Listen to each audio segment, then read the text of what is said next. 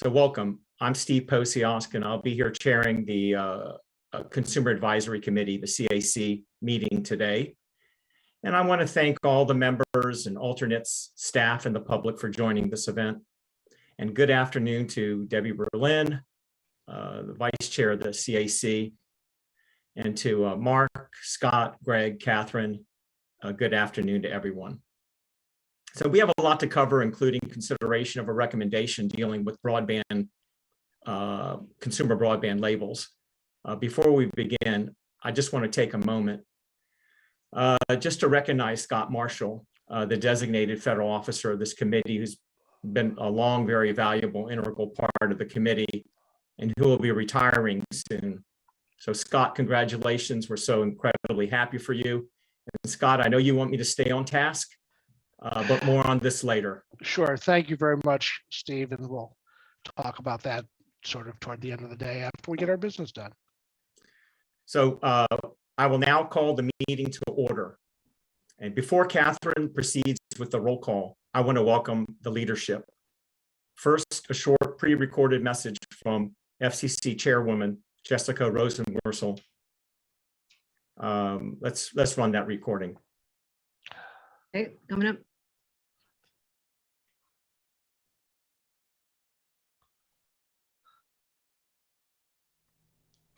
Hello and welcome to the latest meeting of the FCC's Consumer Advisory Committee.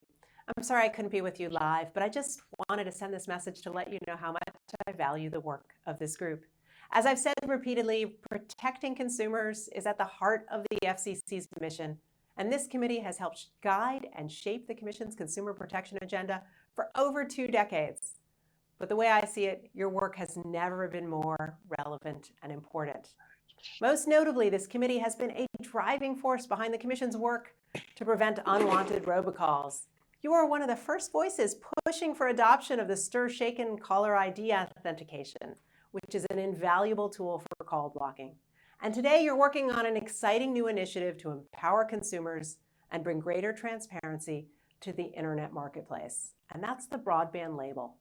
The idea is actually kind of straightforward. Broadband is now an essential service for everyone, everywhere. If consumers have to spend hundreds or even thousands of dollars a year for internet service, they really ought to know what they're signing up for. But when it comes to picking a broadband provider, there are a lot of us who are making decisions with incomplete and sometimes inaccurate information. The broadband label will make it easier for consumers to compare their options and understand just what they're signing up for. It will require developing a consistent and straightforward way of providing accurate information about price, speed, data, and other aspects of high-speed service. And my hope is it's going to end efforts to bury facts in the fine print, the ones that can sometimes lead to unexpected costs and fees. Congress has given us 1 year to finalize these labels, so there is no time to waste. I want to thank the Consumer Advisory Committee for working so quickly to come up with recommendations so we can bring this pro-consumer proposal to life.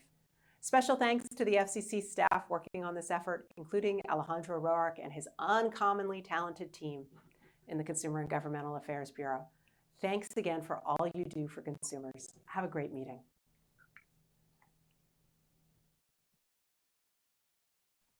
Oh, wonderful. That's on-point comments from the chairwoman. Now it gives me great pleasure to introduce the FCC Commissioner, Nathan Symington. Commissioner. Thank you very much, Steve. I'd like to thank Steve Posiask and Scott Marshall for the kind invitation to speak today. I'm pleased to join this meeting of the Consumer Advisory Committee, and I'm pleased also to welcome Alejandro Roark as our new colleague and Chief of the Consumer and Governmental Affairs Bureau. I'm certainly looking forward to working together in the public interest. Today's committee meeting concerns the consumer broadband label item and sets forth recommendations for the upcoming rulemaking. I'm looking forward to working with my colleagues on the Commission and within CGB to achieve the consumer welfare goals at the heart of this rulemaking. Thanks to tremendous investment by the broadband industry over the past several years, more Americans than ever before have a choice of several viable broadband options with higher speeds and lower costs than at any time in the past. Yet, it hardly can be denied that consumers need to know what they're buying, and broadband no less than in a car or a bag of groceries. Consumers deserve to know what's in the product that they're purchasing, and labeling broadband products at the point of sale with their key features will empower consumers to make buying decisions that are right for their families. After all, service plan information is one of the famous 4 freedoms articulated by Chairman Powell back in 2004. Further, broadband labeling data may be aggregated by consumer welfare groups to provide consumers with new tools for comparing and evaluating broadband offerings from carriers. That too will arm consumers with the information that they need to make informed choices.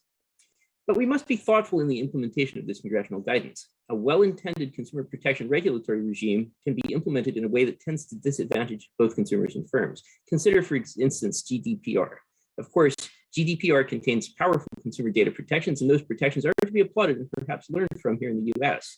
But not every rule in GDPR actually netted out to improve consumer welfare. I'm sure that everyone on this call has been presented more times than they care to remember with a banner asking whether they accept cookies on this or that website. If you're one of the lucky ones, you've been asked a mere several dozen times. Many of us have been asked several hundred times. Now, let's fess up. Does any of us know any more about the cookie policy of the websites we visit? Has any of us really done more than mindlessly click accept in most instances because we want to get to the content of the site rather than worry over tracking that we know is happening anyway? Why is this? Why are we not on the whole interrogating cookie policies? Because maximal formal consumer protection is not always maximal actual consumer welfare. One reason we don't drive armored trucks down the highway is because the optimal level of safety while driving is not 100%. The cost of total safety while driving exceed what the average person is willing to bear to get it. Yet we don't generally consider highway driving in modern cars to be a crisis of consumer misinformation. We struck a balance between dangerous cars and uselessly overbuilt ones. So as we craft these rules, it's my hope that we can balance critical consumer information with regulatory burden, while at the same time preventing information overload. An evergreen, overly sensitive, and easily triggered reporting obligation on ISPs for small variances in service level created by active network management, for instance, some nominal change in packet loss the week of the Super Bowl, ought not to trigger a reporting obligation that fills millions of consumer inboxes with information that is confusing and ultimately irrelevant to their consumer experience or choice of provider. Consumers need to know the basic contours of the broadband product that they're buying when they are buying it, and I believe the rules we ultimately promulgate will reflect Congress's intent to deliver that information to the American public. It's been a real pleasure to speak today. I'm looking forward to the discussion. Thanks very much. Well, thank you for those insightful comments, Commissioner, and for your leadership.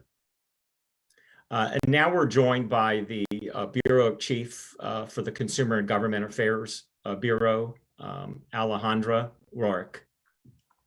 Thanks, Steve, and thank you to the Chairwoman Rosenworcel and Commissioner Symington for joining us today. So welcome to the spring meeting of the Consumer Advisory Committee.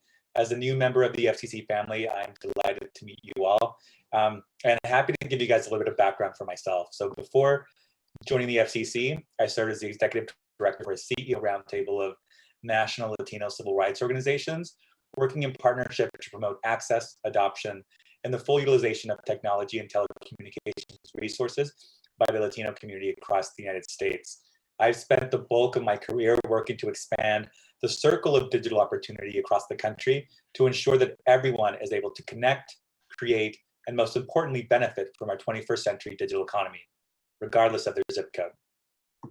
I know that all of you also share in that goal, and I want to take this opportunity to thank you all for your significant efforts now and in the past, helping consumers make smarter choices when shopping for broadband services. I'd especially like to recognize our CAC Chair, Steve Posias, and CAC Vice Chair, Deborah Berlin of Project Goal, who spearheaded the CAC's work on broadband labeling in 2015, and our current CBL working group leaders, again, Deborah Berlin in the role of Chair of the working group, Linda Vanderloop from AT&T, John Schwantes of Consumer Reports, who drafted for the group, and Anne Menesche of MCTA, whose meeting notes throughout the process were very helpful. Today's meeting will address one of the important consumer broadband issues facing the FCC, and that's consumer broadband labels.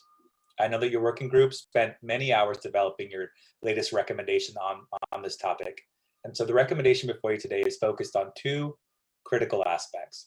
1, how should the Commission define point of sale for purposes of label requirement? Does the type or form of disclosure vary depending on the nature of the consumer's interaction with the service provider? So for example, is it in-store, face-to-face, with a sales representative, on the phone, or on the web through your computer or mobile device? And secondly, how do introductory rates impact a consumer's decision to purchase broadband service? So we all look forward to your findings and recommendations today. But before we get to our heart of the agenda, I'd also like to give a quick update on another key commission effort, the Affordable Connectivity Program. As many of you know, this $14.2 billion program supports eligible low-income households struggling to afford monthly internet service that they need for work, for school, for healthcare, and more. Congress authorized new outreach tools for the ACP program, as well as paid media, research, and focus groups. And these tools will help the FCC to build upon its existing outreach network of over 35,000 partner organizations across the country that the agency developed in support of the Emergency Broadband Benefit Program, which is the predecessor program to the ACP. The funding provided for these efforts will help to build awareness and drive enrollment for this new long-term program. And as of mid-April, I'm happy to report, over 1 million households have officially successfully been enrolled in the Affordable Connectivity Program, and that number continues to grow every single day. We are happy with the progress ACP has made in such a short amount of time, and we also strive to ensure that every eligible household understands that the ACP is available to them and what a reliable and affordable internet connection can provide. I also want to thank you all for your partnership and support in creating program awareness, and the 11 million enrolled is really a shared milestone, and we couldn't have gotten there without your help. So thank you all. And as Steve mentioned, and finally, I want to acknowledge Scott Marshall, the committee's designated federal officer, who, as many of you know, Scott plans to retire soon. And as all of you know, that will be a huge loss for the CAC and the commission. In the short amount of time that I've been here, I've been impressed with the depth of Scott's knowledge about the committee and the intricacies of the advisory committee rules. Scott joined the commission in the year 2000 and has been the steady hand working with the CAC since that time. The CAC has produced a remarkable body of work, thanks in large measure to Scott and his dedication.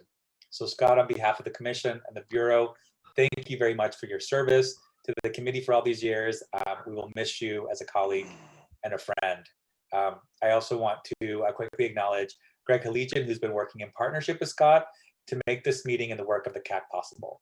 So with that, I know that you guys have an action-packed agenda, and I'm happy to pass the mic back over to Steve. I look forward to hearing more about the CAC's work on the consumer broadband labels, and hopefully to get a chance to meet with you all in person soon. Well, thank you so very much for your comments and your guidance. So before we begin the agenda, let's take roll. Catherine, let me turn it over to you. Okay, great. Hi, everyone. What I'm going to do is just run down a list of the organizations and government employees who are participating on this committee. And as I go through, just let me know which representatives are here. So I'll start with AARP. Is anyone here? ACA Connects. Brian Hurley is here for ACA Connects. Thank you. American Consumer Institute. Yeah, this is Steve. I'm here. Yeah, I know you're here, Steve. American Council of the Blind. Anyone here from American Council of the Blind? AT&T. AT&T's gone the longest present.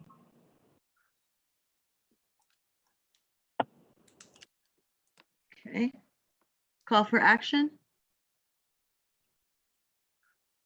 Anyone from Call for Action? Okay. Consumer Federation of America. Irene Leach. Thank you. Consumer Reports. Hi, Catherine. This is John Schwantes. We're here. Hi, thank you. CTIA. Hi, Sarah Leggett is here for CTIA. Hi, Sarah. Digital Liberty. Anyone from Digital Liberty? Digital Policy Institute. This is Barry Umansky for the DPI. Hi, Barry. Hi. Encompass. Hi, this is Lindsay Stern with Encompass. Hi, Lindsay. Is Eric Cook here? Yes, present. Hi. Hi. Thank you. LGBT Tech. Hi, this is Ellie Bissett with LGBT Tech. Hi, Ellie. Massachusetts Department of Telecommunications and Cable. Hi, Jocelyn Day, along with Attorney William Bennetson. Thank you. Mhm. Hi, Jocelyn. Wes Morrison. Here. Okay. Hi, Wes. National Association of Broadcasters. Hi, good afternoon. Liliana Rañón is here. Hi. Okay. Natoa. This is Mitsuko Herrera, and I believe that Rick Elrod was also joining. Thank you. Hi. Hi. Okay. National Conference of State Legislatures.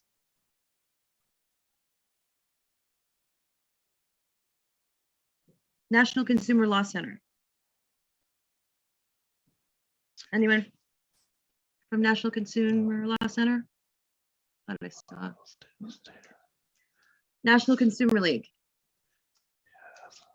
Hi, this is John Brio from the National Consumers John. League.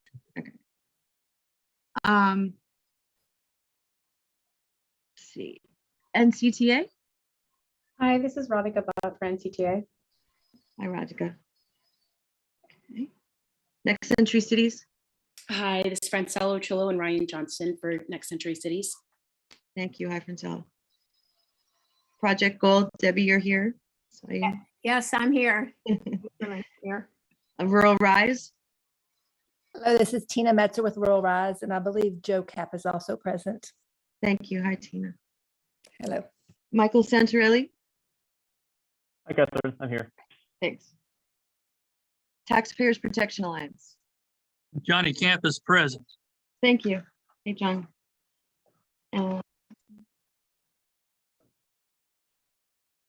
Telecommunications for the Deaf and Hard of Hearing. Hi, Eric. Yes, hello. Eric Kaika here. I believe Blake Reed is participating by phone as well. Blake Reed is here. And I see Rachel Nemeth mentioning that CTA was skipped for roll calls in the chat. Oh, thank you. Did I skip CTA in the roll call? I apologize. Yes. I'm so sorry. And also, Catherine, in the chat, it's mentioned that AARP is here. Can we get a check? Yes, I saw that. Yeah, thank you. Thank you, DeWitt. Okay. Trevor Project? Captain Mitchell from the Trevor Project is on. Hi, thank you. US Telecom? You've got Josh Berkey and Diana Eisman. Okay. Is there anyone else who I might have missed? Apologies to CTA. I was multitasking. This is Thaddeus Johnson with Nasuka. Thank you.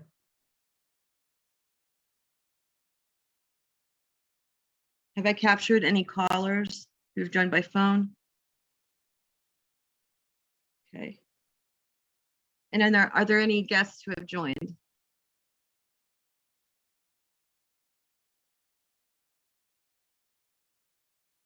Okay, well, that's roll. I believe we have quorum. Steve, I'm going to hand it back to you. Right, so we do have quorum. And before going any further, I'd like to turn it over to Scott Marshall, the designated federal officer who will summarize the agenda for today.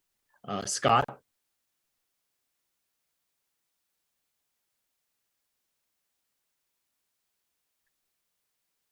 Okay, everybody, welcome. I appreciate your attendance today. One administrative request. We understand, and I apologize, that there are a couple of errors on our mailing list and our roster. If you could take a look over those documents in the next few days, and we'd like to send out an updated updated versions of those two documents in about a week or so. Other than that, I think Steve has covered pretty much all of our ground rules and courtesies that we like to extend to each other to make this a pleasant, accessible meeting for all. And I look forward to listening to your discussion about the consumer broadband label, which a lot of people spent a lot of time on over the past little over a month. But anyway, back to you, Steve. Thank you, Scott. Thank you. So now the main item on the agenda is the recommendation for our consideration on consumer broadband labels. And for that, I'd like to turn it over to Debbie, the vice chair of the CAC, who also happen to be the chair of the Consumer Broadband Labels Working Group. And she has, along with her, a couple of the experts that helped us on that working group. So Debbie, let me hand this over to you. Thanks, Steve, and thanks, Scott. So, get right into this. So first of all, I want to just give a little bit of background and thank Alejandro, first of all, for providing a little bit of history as well. We received our charge at the end of February. We had a very tight timeline to get to this point. Steve set up our working group, appointed me chair, and this all happened after we received our charge and our instructions about what our recommendation needed to include at the end of February. So we set up the working group, appointed me chair, and we actually had our first working group of our broadband label group in the middle of March. So we met from the middle of March to April 20th. I think that was 6 working group meetings in order to get to this end date. So an amazing short amount of time, a great deal of work, and I will provide kudos to a couple of people in just a moment, a few people in just a moment, as to how we got to this point. So as Alejandro mentioned, we had to address 2 particular questions for our recommendations. Number 1, how should the commission define point of sale for purposes of the label requirement? And does the type or form of disclosure vary depending upon the nature of the consumer's interaction with the service provider? Number 2, how do introductory rates impact a consumer's decision to purchase broadband service, and how should that inform the label's display of such rates? So those were our two instructions, 2 goals of what we needed to do, 2 objectives. And then we set to work. All right. So you all have before you a recommendation, and we'll talk about that in specifics in just a minute. Critical people who are involved in getting us to the recommendation that is before you. Before we do that, I want to just mention, and this was something that I mentioned at the beginning of the work that we did in the middle of March, that everyone who is part of the Consumer Advisory Committee may have specific recommendations that they have for their own organization that they advocate before the CAC in terms of the broadband label. And they have done quite a bit of advocacy at the CAC, at the FCC, and they will continue to do so. Well, the idea of this recommendation was to try and come together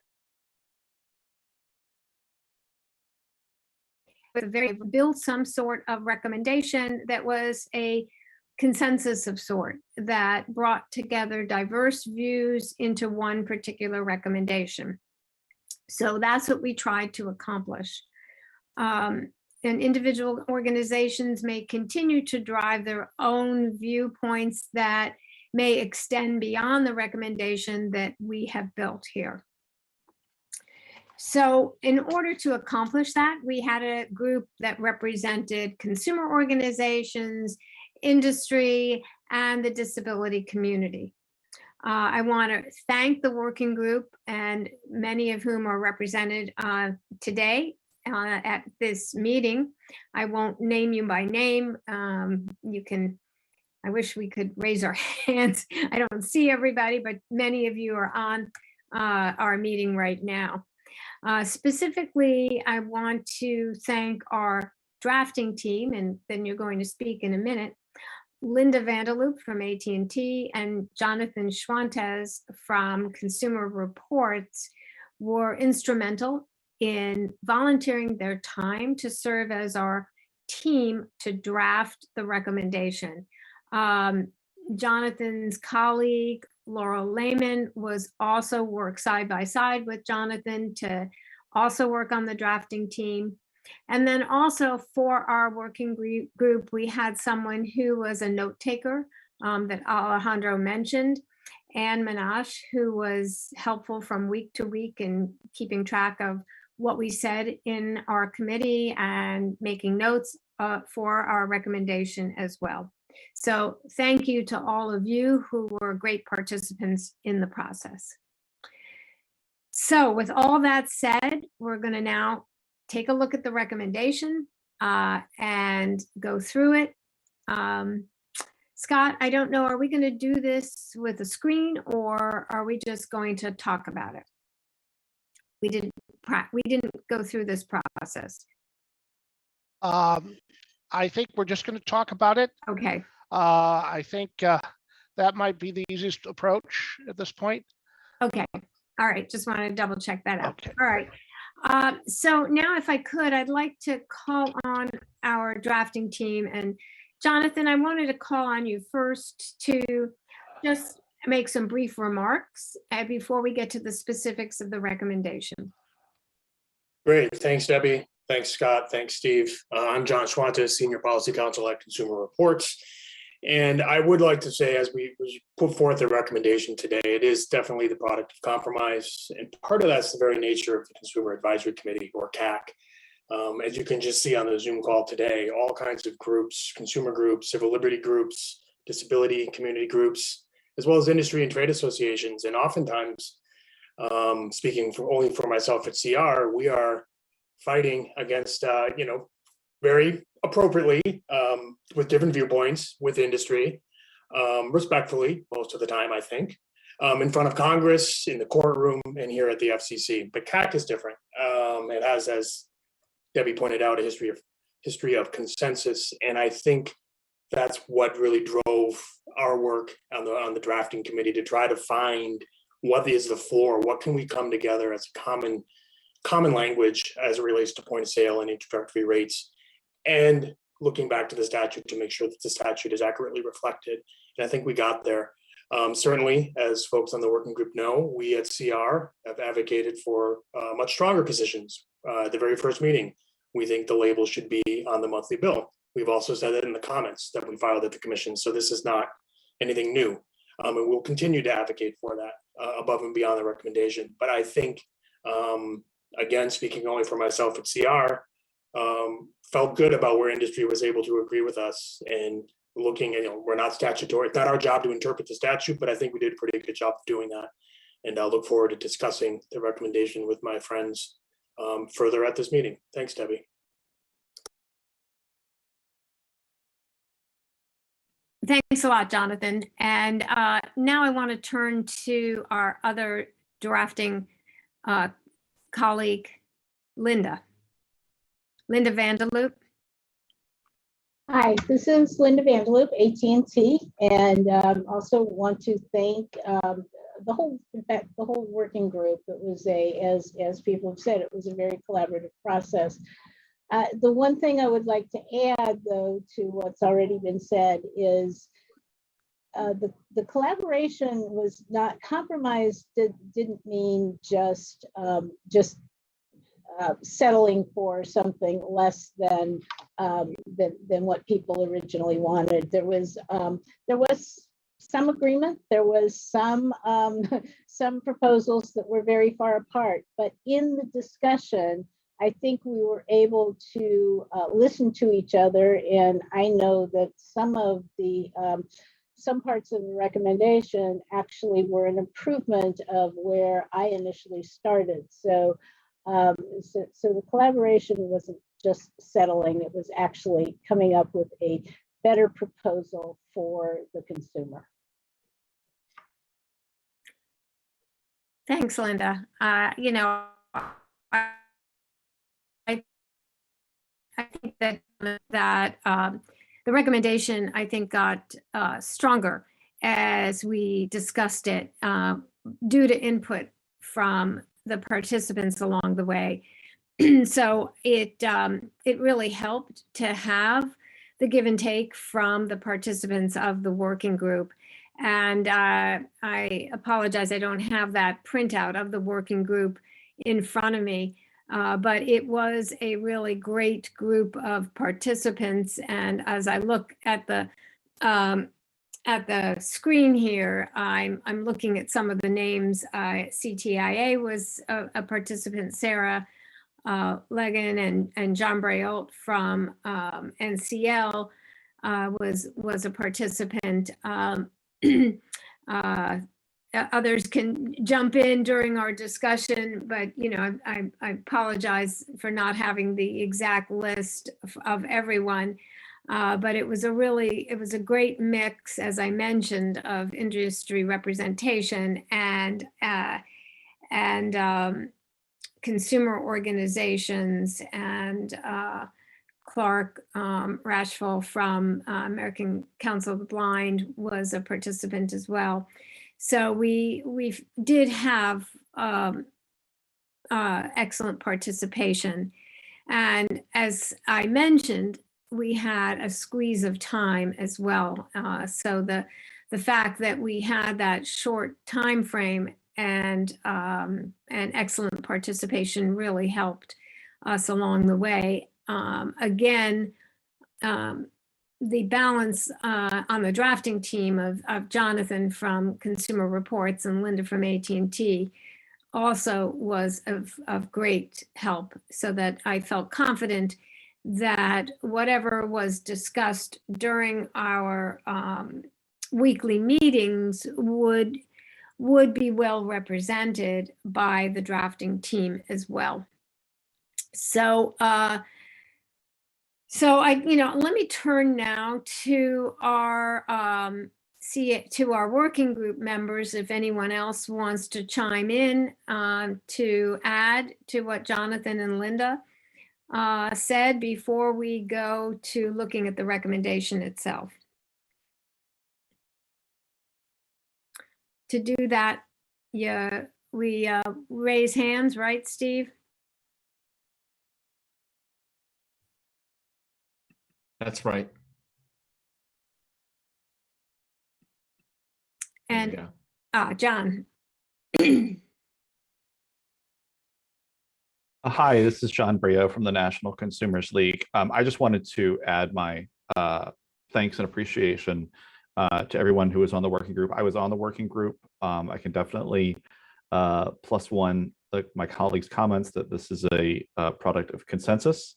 I do think that folks on both the consumer and industry, and certainly the disability side, none of us got everything we wanted out of this recommendation, but I think it does represent a consensus, and certainly that is due in no small part to yeoman's work, particularly by Linda and John Schwantes. So kudos to them.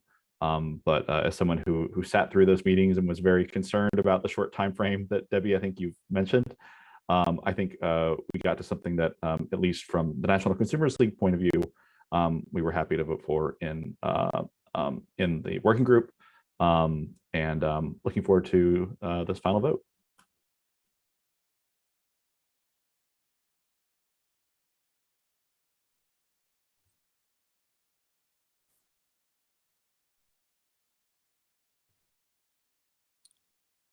So seeing no other hands from working group, why don't we open it up, Steve, to general discussion, or do we need to have an amendment first? I mean, move it on the floor first before we have general discussion? Going by our Robert's rules? Yeah, Scott? Yes, Debbie, you need to move as chair of the working group, adoption of the recommendation with a second, that you can proceed with discussion. Okay, thank you, Scott. I love when you keep me on the Robert's rules. So as the chair of the working group, I would like to move this recommendation forward for a vote. I move the recommendation. Debbie, I'll second it. This is John from CR. Okay, thank you, Jonathan. So, Okay, you can now proceed with your discussion. okay, so I love a big Zoom meeting. So do we have any discussion? If anyone wants to discuss this, hands. I see Blake. Hey, thank you, Deborah, and thank you to the working and drafting groups for a fantastic document. Just wanted to highlight and express our appreciation in particular for the third bullet of the recommendations requiring disclosures to be communicated in an accessible way, including under the WCAG guidelines for electronic disclosures. You know, the sale and support of consumer services and devices is a really critical part of accessibility and is often left out. And we're grateful for and strongly endorse the inclusion of that item in particular here, and wanted to thank the working group for being attentive to the importance there. Thanks. Thanks, Blake.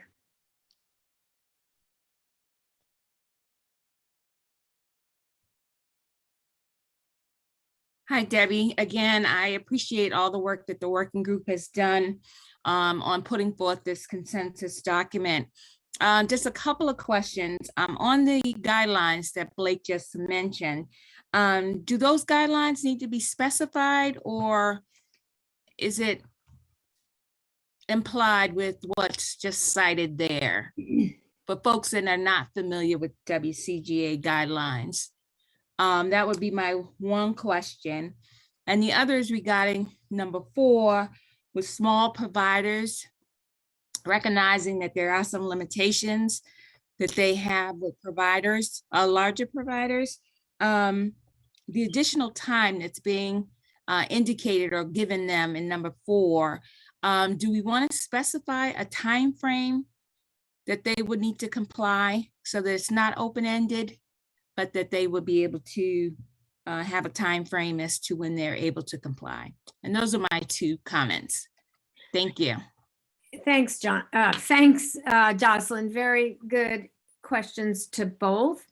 I would probably kick the first question over to Blake. I think that this would be seeing this as a recommendation to the FCC, that it's commonly understood for the FCC. So I don't think we need to provide an explanation to the FCC. That would be my understanding, Blake. Yeah, and I don't want to speak for the working group or the drafting group. I did have a chance to speak with Clark briefly about this, and at least my understanding would be that the applicable requirements are determined by other disability laws, including the ADA and potentially relevant state disability laws if we're talking about point of sale in a retail store, or likewise by the ADA or potentially other applicable provisions of disability law if we're talking about electronic disclosures. And I would tend to, I agree fully with the sentiment of the statement that the details are potentially deep there, but also would say I think this statement gets across adequately what the substance is intended for all of those contexts, and that elaborating on the details is given the consensus nature of this document and the relatively short summary of some of the other issues it provides. I think this is appropriate as it's laid out. Thanks. Thanks, Blake. For your second question, Jocelyn, I'm going to turn to Jonathan and Linda to respond, if you don't mind. So Jonathan, you want to kick that off first? Because I think it's a really good question. Sure. Yeah, I don't mind at all. I mean, not to cause any stress on the call, but the most recent thing that I've encountered is when the implementation of net neutrality back in 2015, smaller providers had more time to comply with those rules when they were in effect. Actually, Debbie, I mean, unless Linda wants to jump in, I see Brian's on the call from ACA Connects, and they great trade association that represents small providers. He might want to jump in. He probably has more experience than I do with this. Good point. I see his hand is up. Thanks, Jonathan. Brian, you want to jump in? Sure. So thank you, Debbie and Jonathan. Thank you to Jocelyn for the question. Yeah, I mean, as Jonathan was alluding to, there is actually precedent within this context of the labels of providing additional relief and time for smaller providers to implement other requirements. Or at the time, these labels were adopted through the CAC process, culminating in the 2016 notice. Smaller providers at that time were operating under what was then a temporary exemption from the enhanced transparency requirements that had been adopted in 2015 that were sort of ultimately the impetus for this whole label process. I think one concern with trying to sort of specify a particular length of time for a smaller provider extension here is that the other aspects of the timeline are left open-ended. So there's no timeline specified for providers in general to meet the requirements, and so trying to specify an additional time specifically for smaller providers on top of that, I think would be difficult. And I think from our perspective, the amount of time that smaller providers would need, I think to comply would depend on a number of the decisions that the FCC makes in this rulemaking, and there are a number of issues that are beyond the scope of this particular working group, and some of my colleagues on the committee have alluded to some of those where parties on different sides are continuing to advocate at the FCC for the FCC to adopt their proposals. So my recommendation would be to not modify the recommendation as currently drafted. I see, Jonathan, you have your hand up again. Yeah, I would agree with Brian, and just by way of background for folks who may not be familiar, but the President Biden signed the infrastructure law where the broadband label was required last November, and the law gave the FCC a year to implement this rulemaking. Now, that doesn't mean ISPs in November have to immediately start printing broadband labels at the point of sale. Typically, and I leave it to more of the FCC folks, the FCC has some discretion for when they will require companies to comply. And perhaps with our recommendation being sort of open-ended with small providers, might have a longer tail, may not. That's up to the commission. Thanks, Jonathan.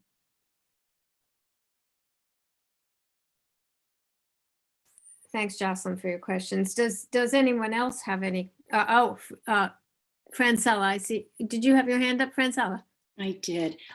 Just wanted to make a note, because this is not any suggestion at all to adjust the recommendation as is, and I do appreciate all of the hands and time that went into crafting it. I do want to make a note, though, that we are always concerned, especially in light of Chairwoman Rosenworcel's comments and also Commissioner Simonton's comments about this being important for us to make sure that people have consistent information at the point of sale, that it is not noted in this recommendation important that the point of sale also happens on a monthly bill when people are deciding to renew.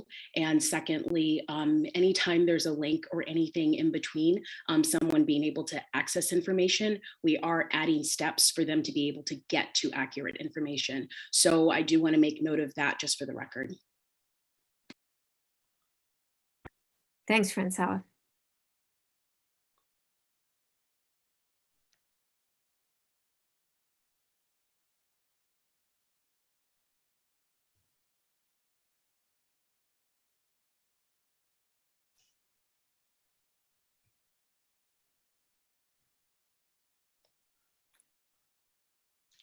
Are there any other questions or comments for discussion?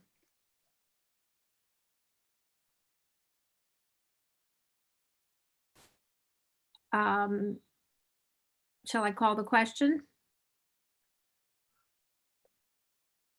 So, Steve or Scott, when I call the question, shall we do the vote by little hands or just yays and nays? Well, let me ask Scott, do we need to move to adopt before this, or are we all set? Am I unmuted, I hope? You're Yes. unmuted, Scott. Okay, great, excellent.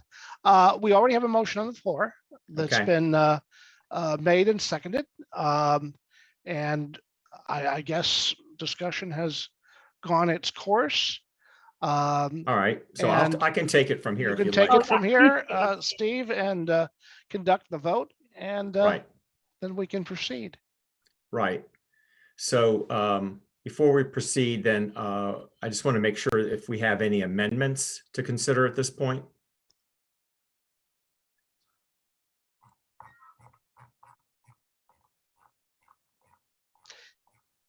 And I would assume that, Steve, that we would be able to handle any formatting related issues, Yeah, that's a, editorial related issues, cleaning Right.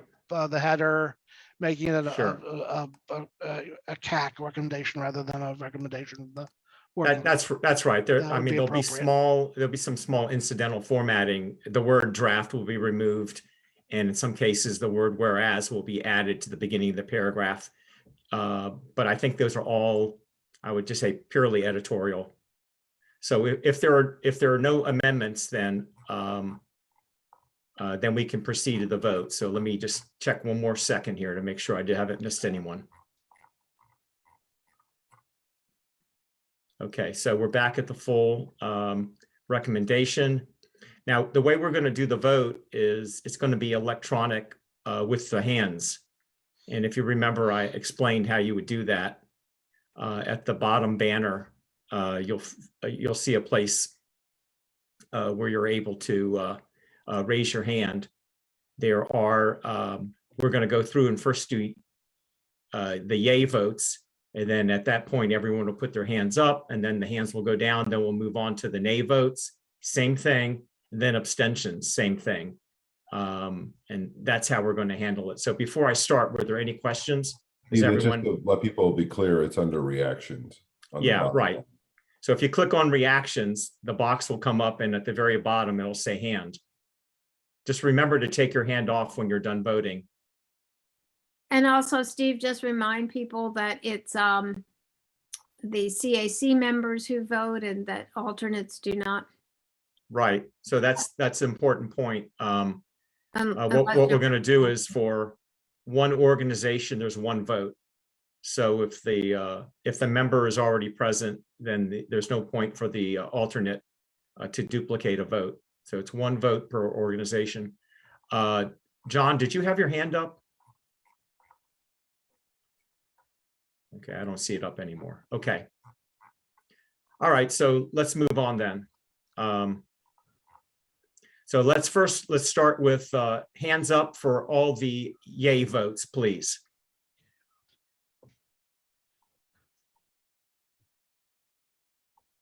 And Catherine, can I ask you to help me with the tally, please? Sure.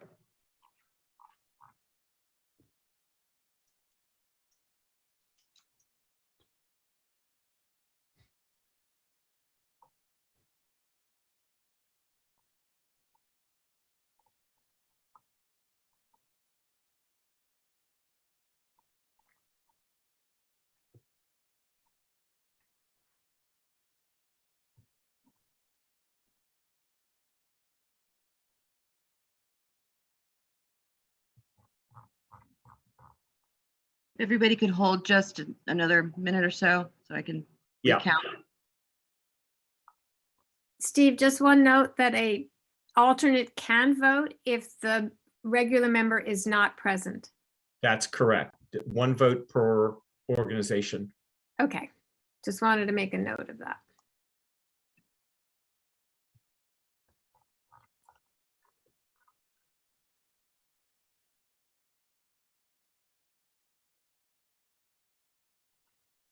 And Catherine, you can put me down too as voting for it. I don't know why I can't find my box. Oh, there I am.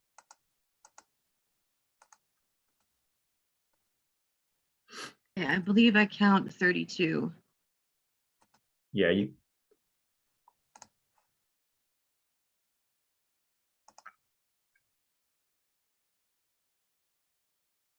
The total number of members in the committee are 32.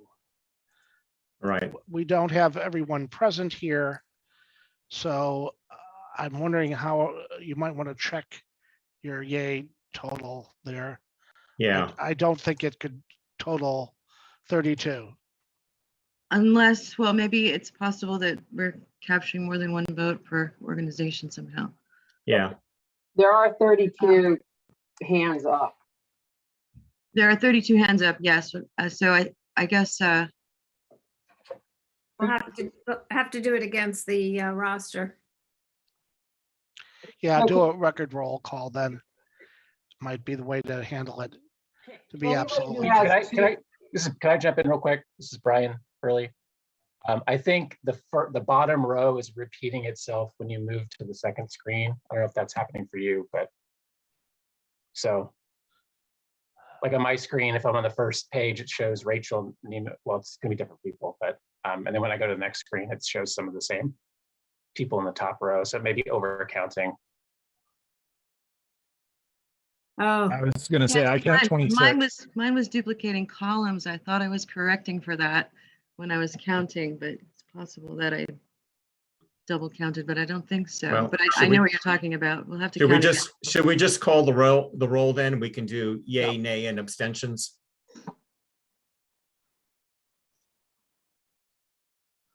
I don't see all the hands anymore.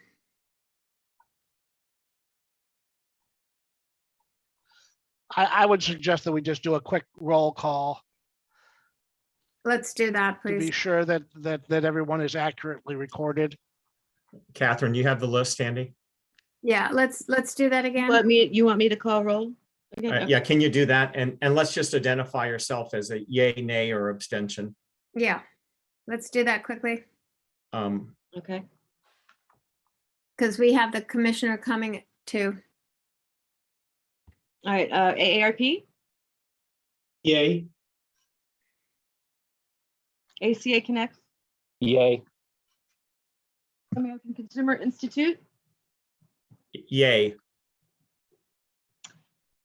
American Council of the Blind, AT&T.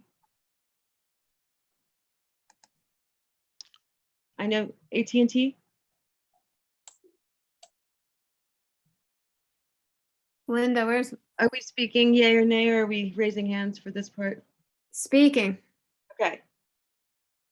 And just waiting come on back to them at the end of the roll call, Catherine, Yeah. and we'll pick that up. Call for action. Consumer Federation of America, Yay. Consumer Reports, Yay.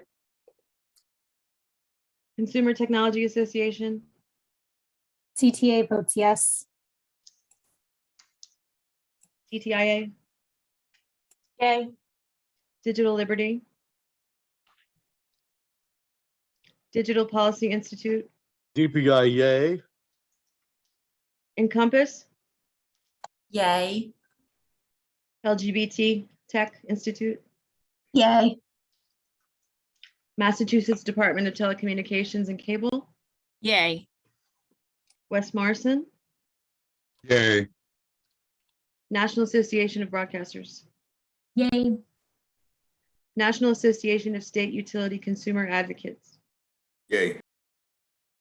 National Association of Telecommunications Officers and Administrators. Toa votes yay. National Conference of State Legislatures.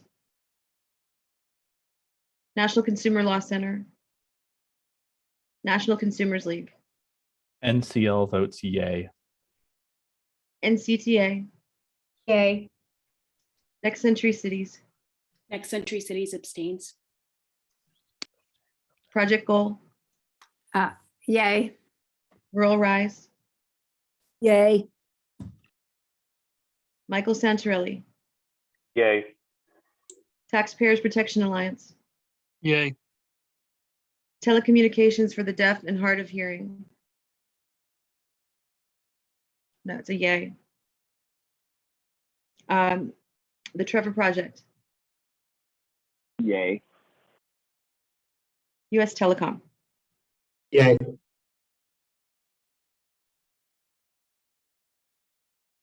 Can I go back to AT&T? Yeah, go back to AT&T.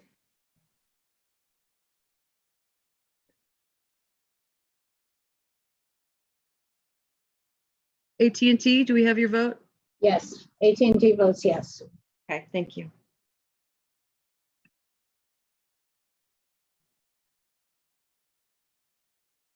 Scott, did you want me to call any of the others who didn't respond?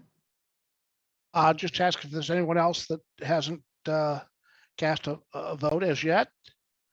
Anyone else that was not part of that roll call, that was a member of the committee that has not yet voted.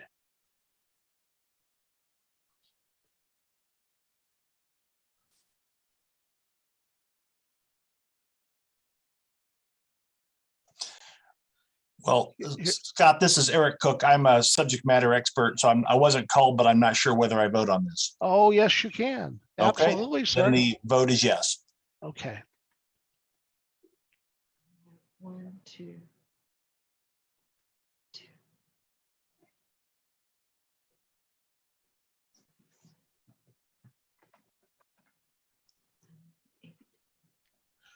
Okay, I think, So, Steve, your yeah, pleasure, sir.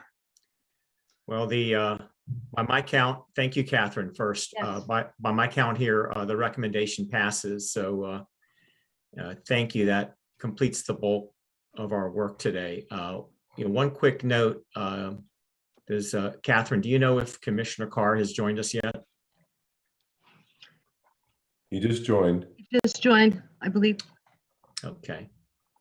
Well, then let me just introduce him, and then we have some business to wrap up towards the end here. So with that, now it's my great pleasure to introduce the FCC Commissioner Brendan Carr. Commissioner Carr, do you have some remarks for the Consumer Advisory Committee? Well, thank you so much to the Consumer Advisory Committee. I greatly appreciate your service with this group. I know that everyone here, I tend to say this a lot, but I really do believe it. Everyone here has very, very busy day jobs, and you all are volunteering your time to do this on top of it.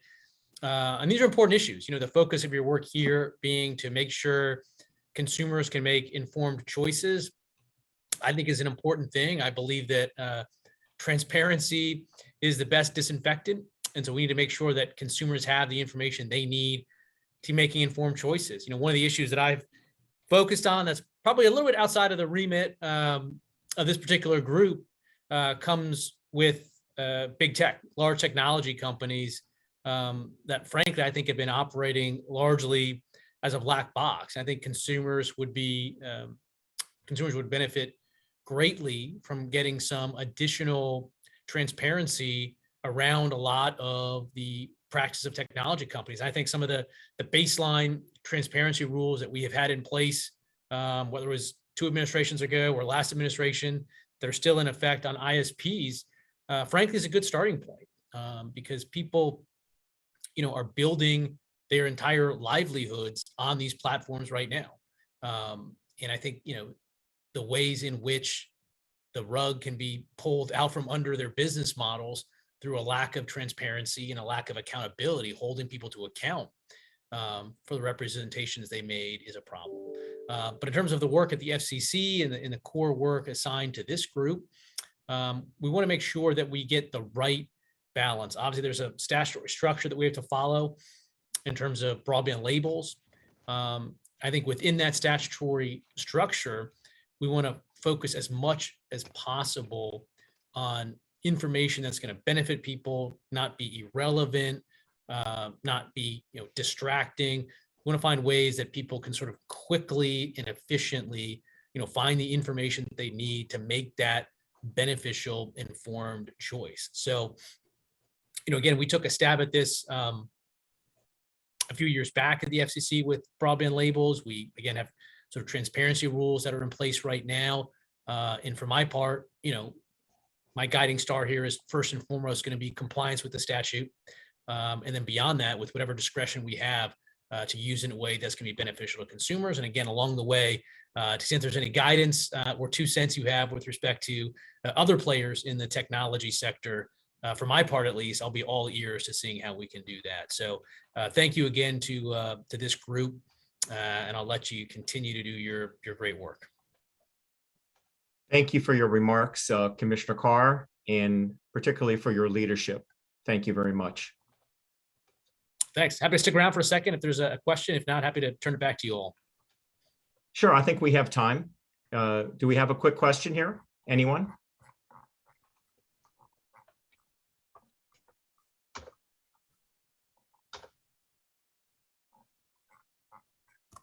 We've answered all questions. That's a good thing. It is a good thing. So, well, thank you so much. I appreciate you coming out and giving us a little bit of a message for, I think, a lot of work ahead of us. Absolutely. I do appreciate it. Yeah, thanks. Thanks, Steve. Thanks to the whole team that's worked on this. I appreciate it. Thank you. Okay.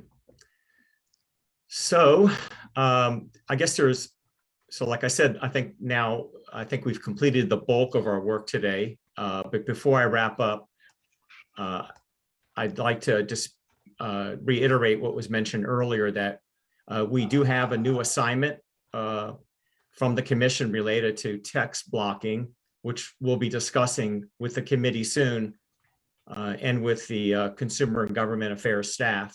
So you'll be hearing more on this in the near future, and I believe our next meeting date will be determined in the near future, but it may likely be as early as the end of August. So before I close and open for public comments, I do want to just take a moment here to recognize Scott Marshall again.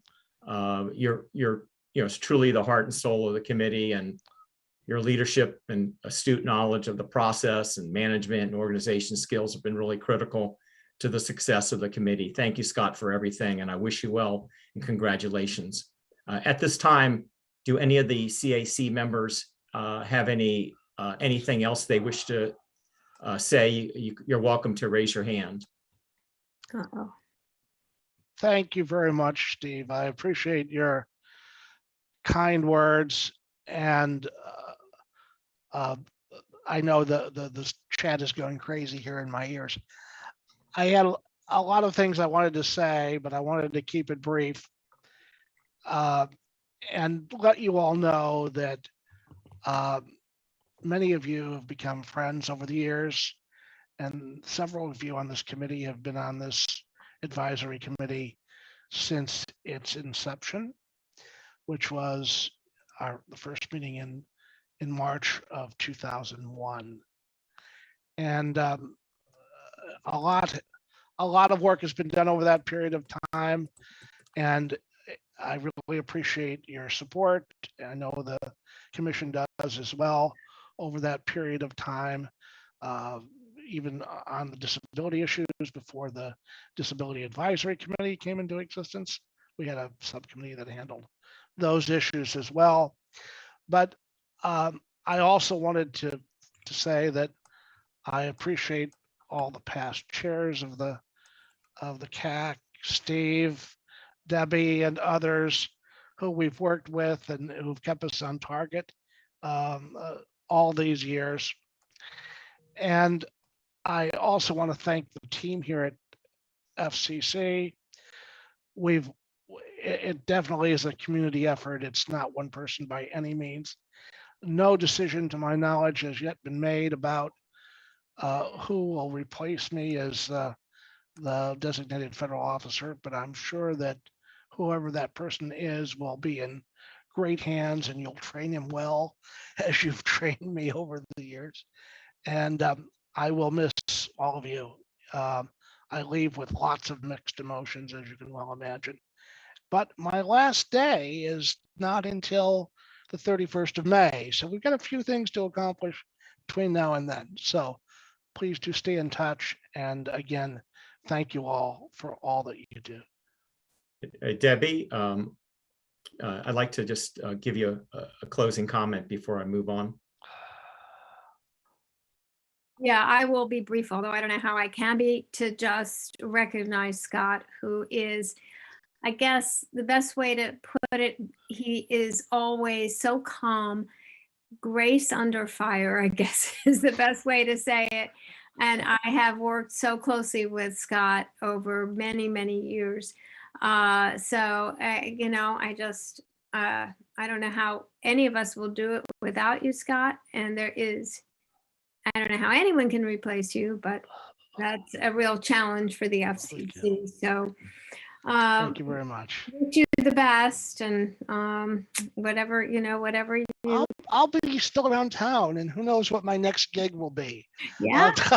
Yeah. My next volunteer. Maybe volunteer gig. a member of the CAC. You never know. I used to be on a lot of advisory committees before I came to the FCC, and I guess they thought that I might know how to run one, which I didn't know how to do in 2000, but I've learned a lot since then. But yeah, who knows what the next chapter will be, but I will remain around town, and I hope we can stay in touch.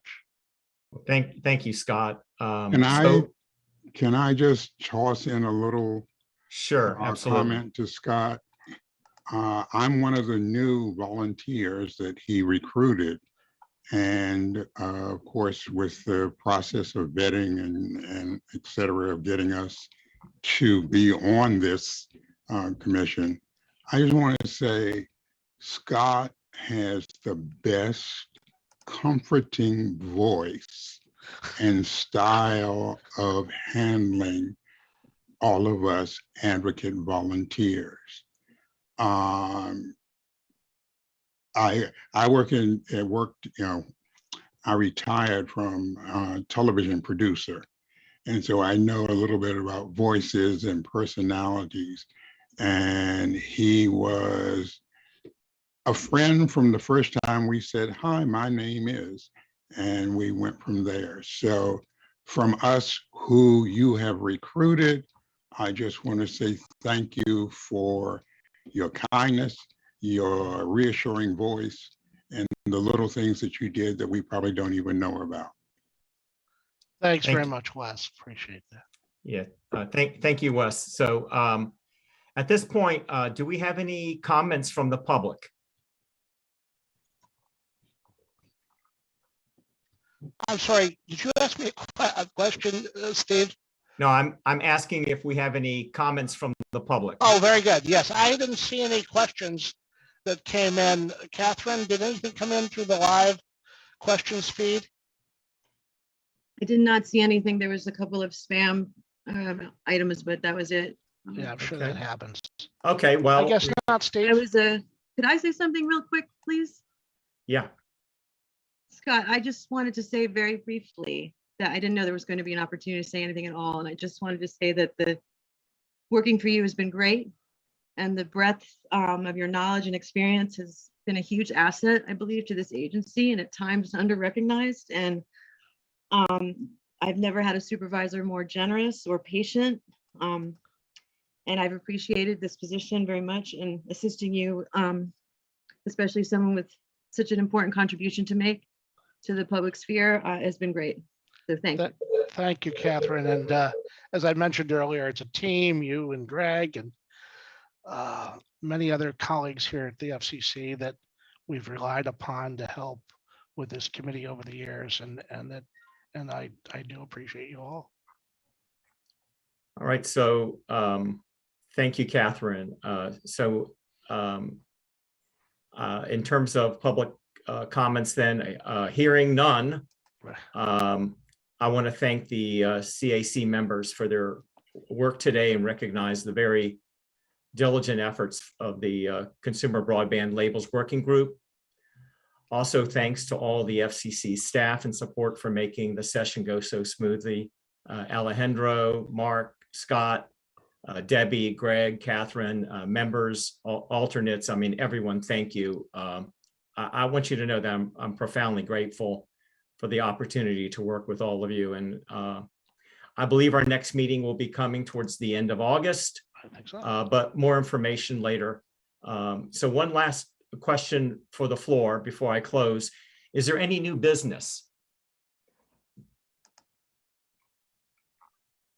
Well, hearing none, I move that the Consumer Advisory Committee be adjourned. And do we have a second? I don't even think you need a second on that motion, but you're not going to get any arguments from anybody, Steve, I can guarantee. And with that, thanks to everyone. Farewell and take care. Thank you. Thanks, Steve. Everybody. Thank you. Thank you, Scott. Thanks, everybody. Thank you. Have a great day.